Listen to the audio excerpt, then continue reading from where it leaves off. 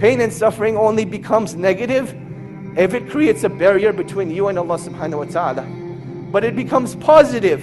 Pain becomes positive, a motivation for you when it brings you back to Allah subhanahu wa ta'ala. Your people pass away, your people's is Muslim. Your mother's Muslim, your father's Muslim. You can make hajj for them if they didn't make hajj. You can give sadaqah for them if they didn't make sadaqah enough. You can do things for them. My mother passed away, I can't even make dua for her. Do you understand the ni'mah that you have? There was a brother who came overseas, and he came to seek a bachelor's degree in any field.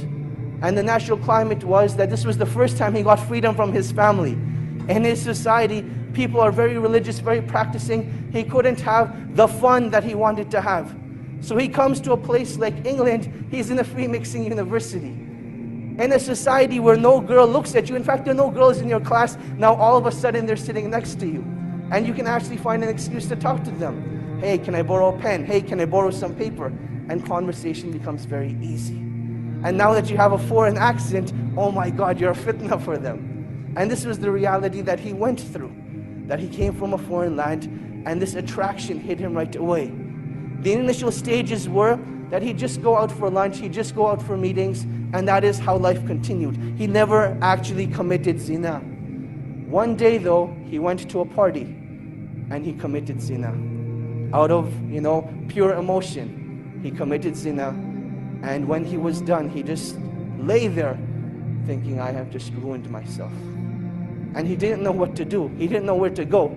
He didn't have any close friends that could guide him. He knew that the only place that this guidance that he had known was back in his hometown. He booked a ticket back to Saudi Arabia where he was from. And on his way, he had a stopover in the country of Qatar. While he's in Qatar, he goes to the musalla and he's just crying. And you'll see that this is one of these most awkward situations that you'll have. You can think about when you're with people and there's this awkward silence, and it's really weird. What do you do in that situation? What becomes even more awkward is when you see a grown man crying like a baby. He's crying like a baby. What do you do in that situation? One of the students of Shaykh Ibn Baz, rahimahullah, he saw this man. And he goes up to this man and says, oh man, why are you crying? What's wrong? And he explains to him the situation, that I committed zina and I've destroyed myself. And the only way I can get rid of this pain is if I go back and have the hudud implemented on me. This is the only way I will be purified. The student calms the man down and he says, look, don't do anything rash. Let's go back to Riyadh together and we'll deal with the situation. They head back to Riyadh and the man is still crying throughout the whole journey. He feels really bad for what he has done. The student says, look, we've arrived in Riyadh, go spend the night at home, I will call you in the morning. Just make sure you don't do anything. Don't do anything, just wait till I call you. The next morning, the student calls Shaykh bin Baz, and he asks Shaykh bin Baz, rahimahullah, ya Shaykh, this is what happened. I met this man, he committed zina, and he feels that the only way he can be purified is if he has the hudud implemented on him. Shaykh bin Baz says, tell this man not to turn himself in, but rather, this sin has been hidden from the people, continue to hide it. Rather, seek forgiveness from Allah subhanahu wa ta'ala and turn yourself to the Quran. Let Allah subhanahu wa ta'ala be your guide. So this is what the Shaykh says to the student. The student calls this man up. Let's give him a name now. His name was Ahmad. He tells Ahmad, look, the Shaykh says, don't turn yourself in. Death is the easy way out. This pain and suffering will not be taken away from that act. And Allah subhanahu wa ta'ala does not want this from you. But rather Allah subhanahu wa ta'ala wants you to rectify your ways, turn back to Allah subhanahu wa ta'ala, and that is when that pain and suffering will be taken away. That is what Ahmad decides to do.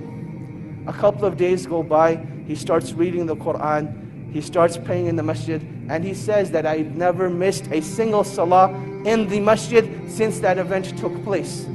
This continues for about 2 weeks.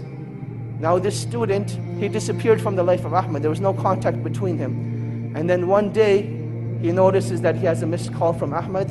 He says, later on, I'll give him a call. Another couple of days go by, and Ahmad's house is calling now. His home number is showing up on the Shaykh's phone. 5, 6 times. The student calls the house back and he says, "Assalamu alaikum, how are you guys doing? What's going on?" And they say, "We need to speak to you. Ahmed needs your help." And he says, "Definitely, I'll come over and see you tonight after Isha." He prays Isha, heads over to the house, and he sees that something just isn't right. That you can walk into a place, no one will say anything, but you can see it from their faces, you can see it from their sights, that something just isn't right. He goes to the father and he says, "Assalamu alaikum." He says, "Wa alaikum assalam." He says, "I don't even know what to say to you, but I want to thank you from the bottom of my heart. Because I know if it hadn't been for you, this wouldn't have happened." And the student's thinking, what did I do? So he says, "Well, what happened? What are you talking about?" And he says, "Let me show you." He says, "Ahmed went and prayed Salatul Isha tonight. And he came back and he came to pray his sunnahs. And he was in his room for a really, really long time. And we went to seek him out. We didn't know what had happened to him. But I want to show you." He took the student to Ahmed's room. And there Ahmed was in sajda. And Allah subhanahu wa ta'ala took his life away at that time. And that is how he passed away. This is the story of an individual not who was righteous, but this man committed zina, one of the biggest sins in Islam. And this is how Allah subhanahu wa ta'ala took his life away. And inshallah, when he's resurrected, that's the deed he's going to be resurrected on, making sajda to Allah subhanahu wa ta'ala. And that is why when it comes to pain and suffering only becomes negative if it creates a barrier between you and Allah subhanahu wa ta'ala. But it becomes positive. Pain becomes positive, a motivation for you when it brings you back to Allah subhanahu wa ta'ala. And this is what every individual who's going through pain and suffering needs to realize. That this point of pain and suffering is not that Allah subhanahu wa ta'ala wants to punish you, but rather this is a calling from Allah subhanahu wa ta'ala. "Oh my slave, come back to your Lord. Oh my slave, this is a reminder for you that I want to bring you back to me." And this is one of the wisdoms of trials and tribulations. That while we call each other on the phone, while we text message each other, the calling of Allah subhanahu wa ta'ala comes through trials and tribulations. And you can react one of two ways. Either you can deal with the pain at that moment and decide to get closer to Allah subhanahu wa ta'ala, or you can decide to just restrict that pain to yourself, not do anything about it, and then you'll see what it does to your deen. And this is the last stage of the cycle of isolation. That once you're isolated, you will see that eventually your deen starts to disappear. The content of your salah, the khushu in your salah, it disappears. Your ability to recite the Quran is no longer there. Your ability to fast during the day, it gets taken away. What did you do differently? What you did differently was you gave yourself into shaitan. And shaitan's promise is that he will lead you astray. He will lead you away from the path of Allah subhanahu wa ta'ala.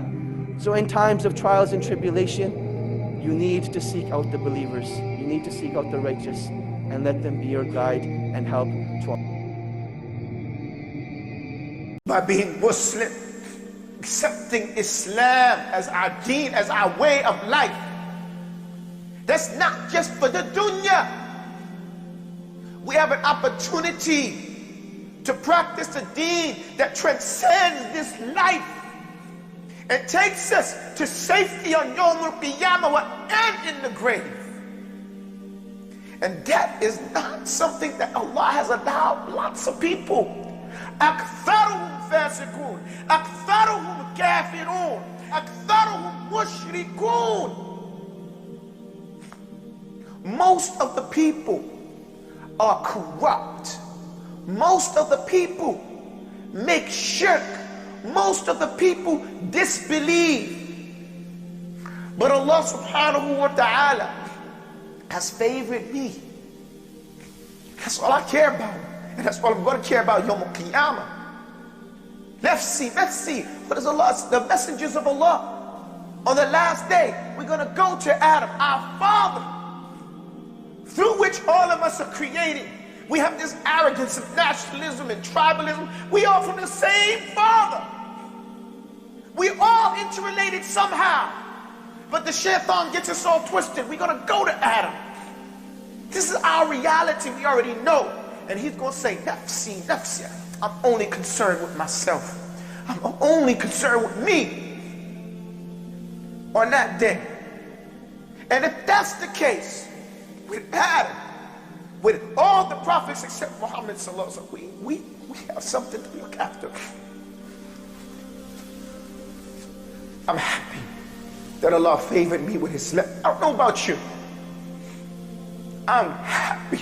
I'm so happy. You know, I was a Catholic. My mother's a Catholic. And that's a hard reality to deal with. When your people pass away, alhamdulillah, barakallahu feekum. When your people pass away, you can make up to them what you didn't do them in the dunya. I can't do that. When your people pass away, your people's is Muslim. Your mother's Muslim, your father's Muslim. You can make hajj for them if they didn't make hajj. You can give sadaqah for them if they didn't make sadaqah enough. You can do things for them. My mother passed away, I can't even make dua for her. Do you understand the ni'mah that you have?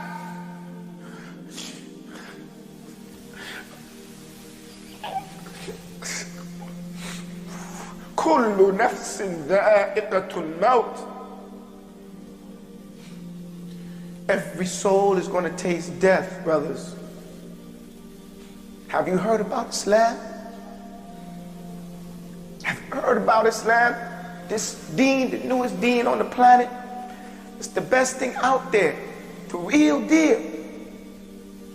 All we have to do is surrender. All we have to do is surrender and just practice this deen, this beautiful deen. Follow the messenger of Allah sallallahu alaihi wasallam. That's who we gave our allegiance to, right? I'm really happy that Allah blessed me to become a Muslim. I hope that you will be happy with the ni'mah that not only did Allah bless you to be Muslim, but He blessed you with a mother and a father, the Muslim cousins and family. I wish I had. I wish I saw my father just pray 2 rak'ah, just 1 rak'ah. I wish I had that. You don't know why he's astray. You got a blessing. Not to saw. You can't count. You can't enumerate the amount of blessings that you have with being Muslim and having a Muslim family. Muslim family. Everybody loves their families. Allah tells us, what do we recite? And don't cut ties with the wounds that bore you. But there comes a point in my life that I have to cut ties with the wounds that bore us. When they pass away. I want y'all to think about that. Think about that.